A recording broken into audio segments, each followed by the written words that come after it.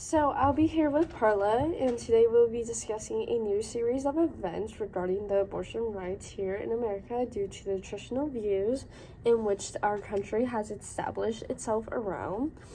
Women who are not financially stable, women who are a victim of sexual abuse, or cannot continue with their pregnancy or provide for their baby, continue to face repercussions from having their fate decided from government officials regarding their abortion and reproductive rights. Thank you, Nat, for starting us off.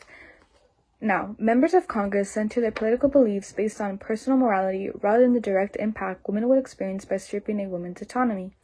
In the article, Repercussions of Overturning Roe v. Wade, Women Across Systems and Beyond Borders, the author suggests the idea that the Constitution makes no reference to abortion and that this question is to be decided by the people of each state is flawed in both theory and practice. We underscore the injustice of taking away bodily autonomy as well as the disproportionate impacts on already oppressed communities in the U.S. In other words, the author is suggesting that women all over the country will experience direct consequences regardless of their background from overriding a constitutional right that many women count on. And the author continues to reveal how theoretically such a decision should be left for those in power in each state. However, even such idea or suggestion is flawed because one belief would still be favored over the other, and of course a woman will still have no right on what they can and cannot do. In order to inform the public on the importance for a woman to have the right to decide for herself whether to continue their pregnancy or terminate the fetus for their physical and mental self, which should not be fought as a political right. I would like to end with a statistic from an article published by CNN. Maternal death rates 62% higher in abortion restriction states. To add on to what Perla was saying, personal stories, how ban on abortion later in pregnancy hurts people, published by the Planned Parent reveals. She could end her pregnancy or wait for the fetus to miscarry or die. There's no way that the pregnancy would end in a healthy live baby.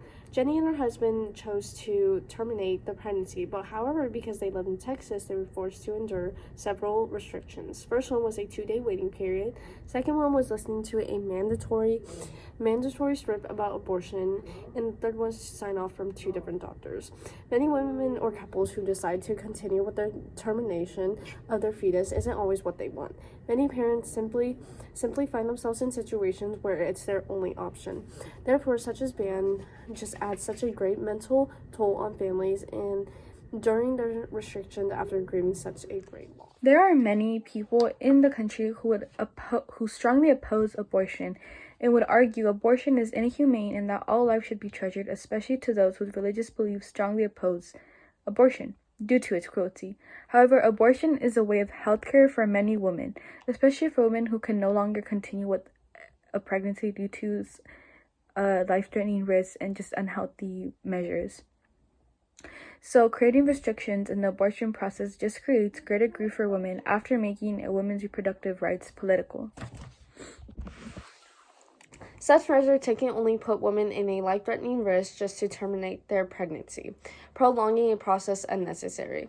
As a result, women go through a long process in order to get an abortion in an extremely conservative state. Women face violence and discrimination throughout history and continue to still fight for their rights in today's world. We still see women getting oppressed by the government and taking their bodily autonomy and having men who have power decide what we can and cannot do with our bodies. For this reason, many women will continue to fight for their rights by protesting and advocating on social media and etc. In order to inform the public on the importance for a woman to have the right to decide for herself whether to continue their pregnancy or terminate the fetus for their physical and mental self, which should not be fought as a political right. I would like to end with a statistic from an article published by CNN. Maternal death rates 62% higher in abortion restriction states.